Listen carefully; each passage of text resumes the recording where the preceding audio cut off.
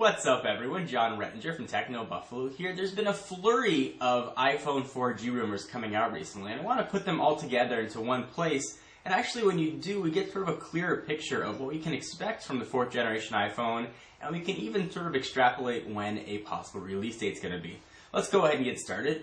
First, recently, the CEO of a small Canadian carrier, SaskTel, did go on the record as saying a new iPhone would be coming out in June.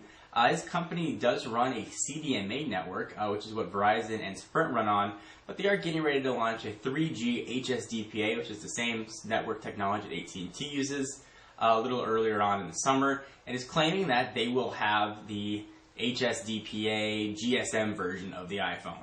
Now, it could be just a case of a small carrier CEO trying to get some exposure for the network, but that does jibe a little bit with what else we're going to talk about. The next thing was AT&T employees were told no vacation for a specific date in June, which certainly they've only done with iPhone launches.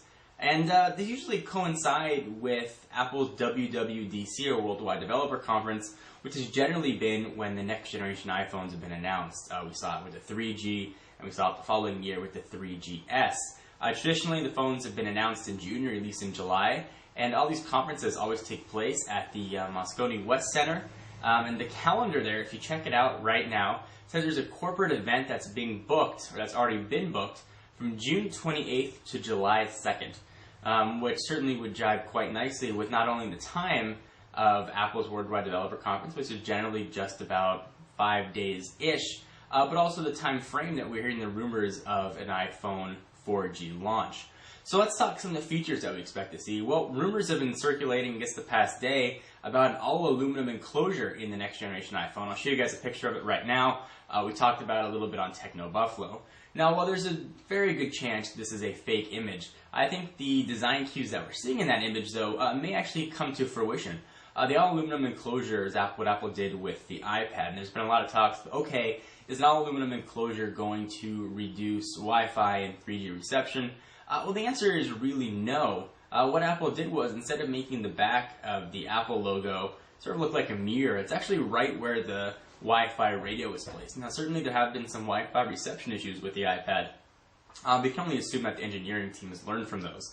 So I think that we can actually get an all-aluminum enclosure, and without really sacrificing much wireless transfer fidelity.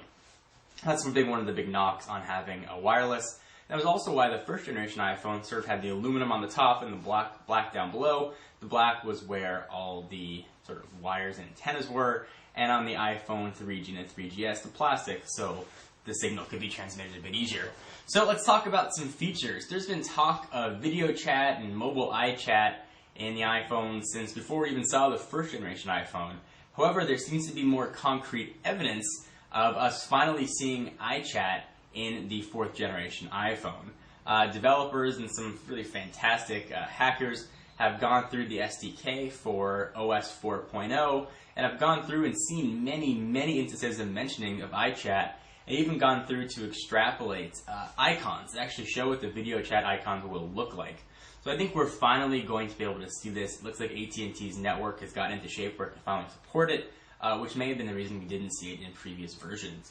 So video chat, I think, is something that we are definitely going to see.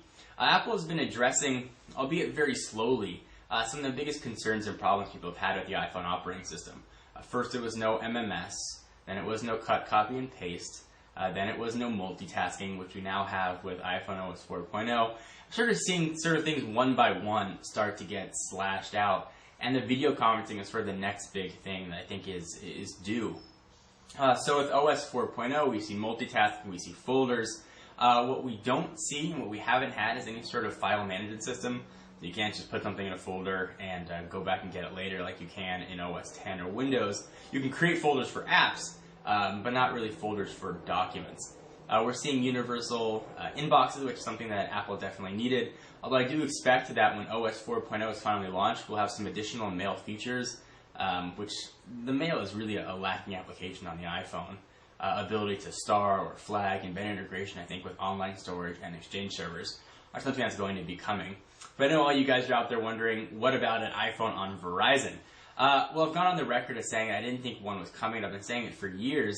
However, it looks like this may be the year we finally do see an iPhone on Verizon. There's been rumors circulating that AT&T's exclusivity is actually going to end with this upcoming device.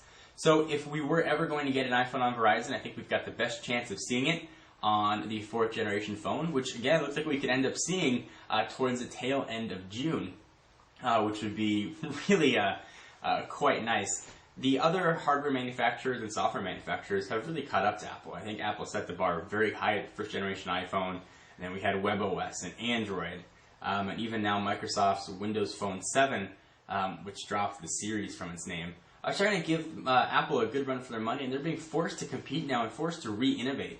Between the original iPhone, the iPhone 3G, okay, we got a 3G radio. From the 3G to the 3GS, we got faster processor and more RAM. We've had incremental flash storage increases, which I would expect as well for the 4G, but nothing really big, and I think a video chat would really be the killer feature that the other platforms, at least in the US, just aren't offering. Instead of talking about the flash increase, I think we'll see a jump from the 32 largest now size up to 64, and probably have 64 and 32 configurations for the iPhone 4G, which is a ton of space for a mobile device, and something that I think would really be the sweet spot for these mobile phones.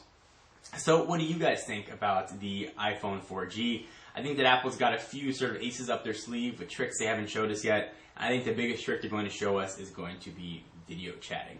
So guys, do you agree, disagree? Any feature you'd love to see? Do you think a Verizon iPhone's coming, or iPhone on another carrier, T-Mobile or Sprint?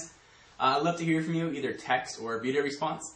And hey guys, I'm John Rettinger from Techno Buffalo. Be sure to check out Techno Buffalo for more information on this topic and all your tech news, to create your own tech blog and even monetize it and make some money, and to interact with fellow users with our built-in social network. Anyway guys, I'm John Rettinger. I'll see you in the next video. Bye-bye.